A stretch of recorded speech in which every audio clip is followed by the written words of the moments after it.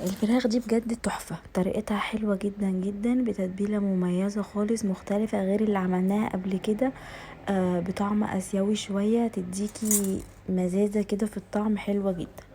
هنعمل النهاردة الفراخ بالكركم والكاري والصويا صوص مختلف جدا جدا، وهتنزل معاكي صوص هيبقى حلو قوي. تعالي نقول بسم الله، اللهم صل وسلم على سيدنا محمد وعلى اله واصحابه اجمعين. هنا طبعا كان معايا 3-4 بصلات كده كبار مفرومين جامد جدا، نزلت عليهم بالملح والفلفل والكمون، كركم وكاري، بهارات من الفراخ، ومعلقه كبيره من القرفه، ونزلت بمعلقه كبيره من دبس الرمان، وحوالي معلقتين 3 من الصويا صوص، ومعايا هنا 2 مكعب من الماجي. الخلطة دي خلطة اسيوية شوية، زي ما قلتلك هتديكي مزازة كده في الطعم شوية، بس تبقى مختلفة جدا عن اي تتبيلة للفراخ عملتيها قبل كده. هتنزل معاكي صوص حلو قوي قوي، تقدري تستكفي بيها جنب شوية رز، مش هنحتاج اكتر من كده خالص.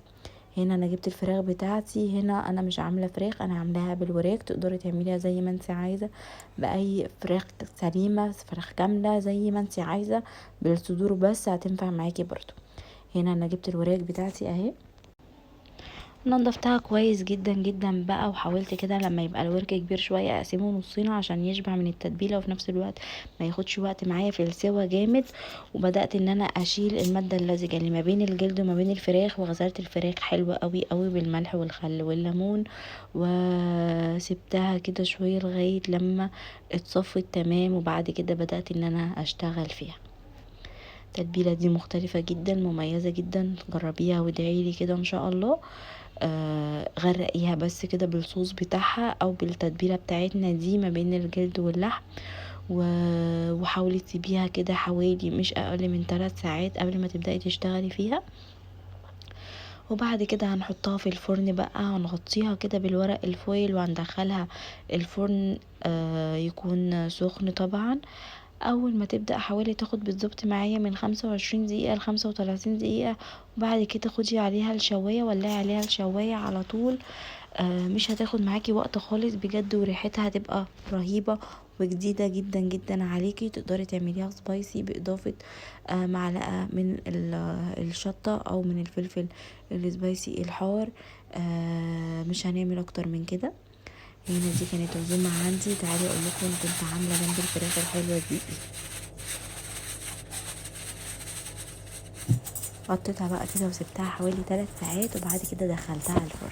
كنا عاملين جنبيها طبعا بقى المحشي بتاعنا الجميل، عاملين حلة كده محشي كرنب، عايزه اقول لكم طلع مشطشط وكان حلو جدا جدا.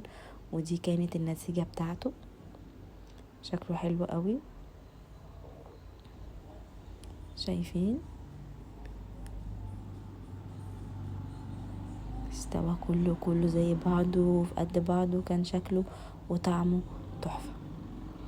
بس كده، ودي كانت الحله التانية بتاعتنا، باقي الاكل بتاعنا بألف هنا على اللي كل طبعا.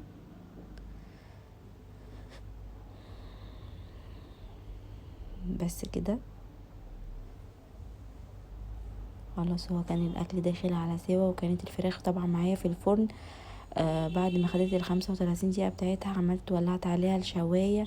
ودي صينية الجلاش بتاعتي، عايزين توصلوا للون ده ضيفوا حوالي ربع معلقة كده من الكركم على اللبن والبيض قبل ما تسقيبي الجلاش، هيديكي اللون التحفة ده، حاجة كده بجد وهم. ودي كانت وجبة النهاردة او فكرة النهاردة، يا رب يكون عجبتكم.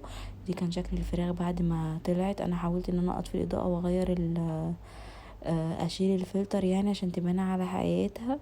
دي كانت النتيجة بتاعتنا الحقيقية، واللون بجد كان تحفة. يا رب تجربوها، يكون عجبكم الفيديو، واشوفكم ان شاء الله في فيديوهات تانية كتير جديدة، وباي باي.